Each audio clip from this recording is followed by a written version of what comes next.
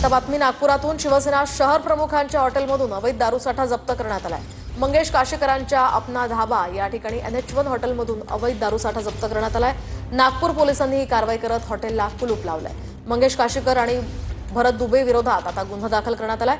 बजाज नगरमधील बकासूर रेस्टॉरंटवर सुद्धा पोलिसांनी छापेमारी केली आहे।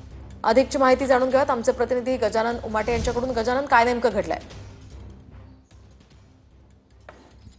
नक्कीच नागपूर पोलिसांनी कारवाई केलेली आहे आणि हा धाबा अपना धाबा NH1 हा शिवसेना शिंदे गटाचे शहर प्रमुख मंगेश काशीकर आणि भरत दुबे हे संचालित करत असतात। या धाब्यावर पोलिसांनी धाड टाकत काही अवैध दारूसाठा जप्त केलेला आहे। त्यानंतर हे रेस्टॉरंट जे आहे ते बंद करण्यात आलेलं आहे। आपण हे दृश्य या ठिकाणी बघू शकतो। शिवसेनेचे शहर प्रमुख मंगेश काशीकर आणि भरत दुबे हे या धाब्याला या रेस्टॉरंटला संचालित करत असतात। त्यांचा रेस्टॉरंट आहे आणि यावर पोलिसांनी कारवाई केली। नागपूर पोलिसांच्या झोन 1 DCBच्या मार्गदर्शनाखाली ही कारवाई करण्यात आली। अत्यंत गुप्तपणे ही कारवाई करण्यात आली आणि फक्त हाच धाबा नाही तर या परिसरात असलेला बकासूर रेस्टॉरंट आहे त्यावरही पोलिसांनी कारवाई केली। तिथे अवैध दारूसाठा जप्त करण्यात आला। परंतु अपना धाबा NH1 हा धाबा नागपूर शहर प्रमुख शिंदे गटाचे नेते मंगेश काशीकर आणि भरत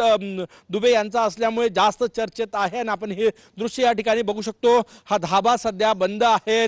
पोलिसांनी कारवाई केल्यानंतर हा धाबा जो आहे तो बंद करण्यात आलेला आहे आणि पोलीस पुन्हा पुढील तपास करत आहेत। जी माहिती पोलीस सूत्रांकडून मिळते आहे त्यानुसार मंगेश काशीकर आणि भरत दुबे या दोघांवरही गुन्हा दाखल करण्यात आला। अत्यंत गुप्तपणे ही कारवाई जी आहे ती या धाब्यावर करण्यात आली होती आणि या धाब्याला कुलूप लावल्याचंही सांगितलं जात आहे। कारण की धाबा आपण दृश्य जर बघितले तर कालपासून हा संपूर्ण धाबा जो आहे तो बंद आहे। रेस्टॉरंट बंद आहे। मंगेश काशीकर सध्या नागपूर शहरात नसल्याची माहिती आहे। ते नागपूर शहरात आल्यावर त्यांची भूमिका माध्यमांसमोर मांडतील, परंतु आता हा धाबा पूर्ण बंद करण्यात आला। या ठिकाणी लॉज सुद्धा आहे। हे दृश्य मी तुम्हाला दाखवतोय। लॉज सुद्धा आहे ते सुद्धा बंद करण्यात आलेलं आहे। अगदी नक्कीच गजानन, या संदर्भातले अपडेट्स घेत राहणार आहोत। तुर्तास धन्यवाद दिलेल्या या सविस्तर माहितीसाठी।